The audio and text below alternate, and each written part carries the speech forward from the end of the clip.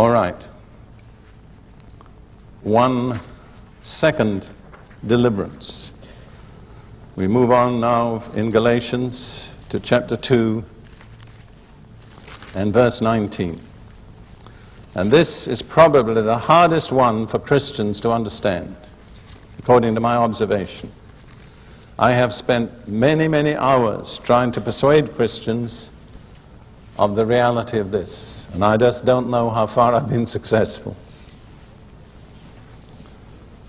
Paul says in Galatians 2:19, this is the second deliverance. I call it deliverance from the law.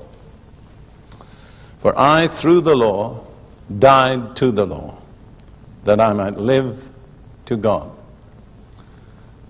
Why does he say, I, through the law, died to the law? Because the law inflicted on me the death penalty. It was the law that caused me to be put to death. And when I was put to death, that was the end of the law. See, the last thing the law can do to anybody is put them to death. Once that's happened, they're clear of the law. It doesn't matter whether you've committed 1 murder or 60 murders. If you're executed, that's all the law can do to you. See, there is no other way out from under the law. Death is the only escape. The marvelous mercy and grace of God is the execution took place 19 centuries ago. When Jesus died, I died in him. He paid on my behalf the final penalty of the law, that I might be clear from the demands of the law. In a session yesterday, I pointed out that it says in Colossians chapter 2 that the law is nailed to the cross. It doesn't go beyond the cross. It can follow you up to the cross. It can pursue you. It can hound you. It can accuse you. It can condemn you. But once you get beyond the cross, you're free from the law.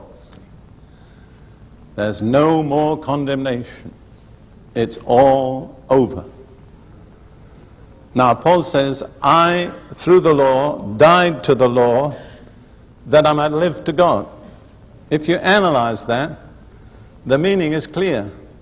If you're living to the law, you're not living to God. If you're living to God, you're not living to the law. You cannot have it both ways. You can't combine the two. This is one of the clearest and most repeated statements of the New Testament, and yet I find that basically Christians are completely unfamiliar with it. And it shocks them. As I said to a group of people sometime recently, and I was quite casual, I wasn't trying to shock them, but I said, Christianity is not a set of rules. And their faces registered dismay. I think if I'd said, there is no God, they would have been less shocked. See, I have dealt with this, I think because of my background as a philosopher. Immediately I was saved, I began to see in the New Testament, this is probably the most decisive single issue, is the relationship between the law and grace. And it's not altogether simple. I think the difficulty is because we're not used to thinking God's way. I don't think it's very complicated. It just means a total adjustment of our thinking. I can see some of your faces now. If you could see your own faces, you'd be shocked. All right. Look in Galatians 3, verses 11 and 12. And you understand this is the end of this passage about being under a curse because they've been bewitched. And it says, but that no one is justified by the law in the sight of God is evident, for the just shall live by faith. Now, I happen to be able to read the New Testament in Greek. I started learning Greek when I was 10 years old, and I learned it for 16 years. And what I want to say, you can check if you have access to the original text. In most of the places in the New Testament where it says the law, the original says law. And it makes a difference. This is one of them. Let me read it the other way. But that no one is justified by law in the sight of God is evident. Now, Paul means primarily you will not be justified by keeping the law of Moses, but he doesn't stop there. He says you cannot achieve righteousness with God by keeping any law. It's ruled out. It's impossible. Don't waste time trying. Then Paul goes on in verse 12, yet the law is not of faith, but the one who does them shall live by them. If you can keep the whole law all the time, that's fine, you're righteous. But nobody ever has, you see. And if you can only keep a little of the law some of the time, it does you no good whatever from the point of view of achieving righteousness. So there are two alternatives. You're justified by the law, or you're justified by faith, but you cannot mix them. Is that clear? A little later on, Paul uses a little parable from the family of Abraham. And he gives the example of Ishmael, who was the child of the slave woman, who was a type of the product of the law. Because Hagar, he says, corresponds to Mount Sinai, where the law was given.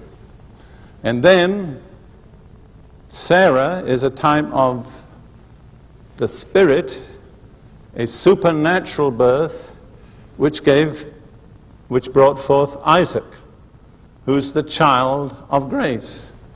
But Paul points out, when Isaac came, Ishmael had to go. They could not coexist in the same family. And he quotes the statement, cast out, and the statement is by God himself, cast out the bondwoman and her son. Not only do you get rid of Ishmael, you get rid of Hagar, see. So you have to choose, whom are you going to have in your house?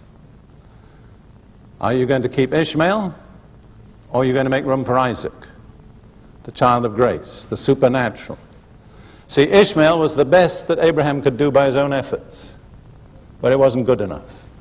And the best you can do by your efforts is not good enough. You can keep on trying and sweating and working and even praying, but it's not good enough. So if you want grace, you've got to say no to law. You understand?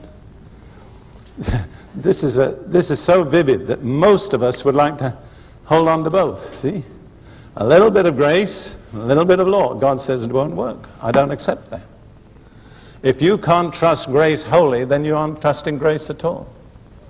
If you have to help grace with law, you're not really experiencing grace. I wish I had a photograph to take of your faces.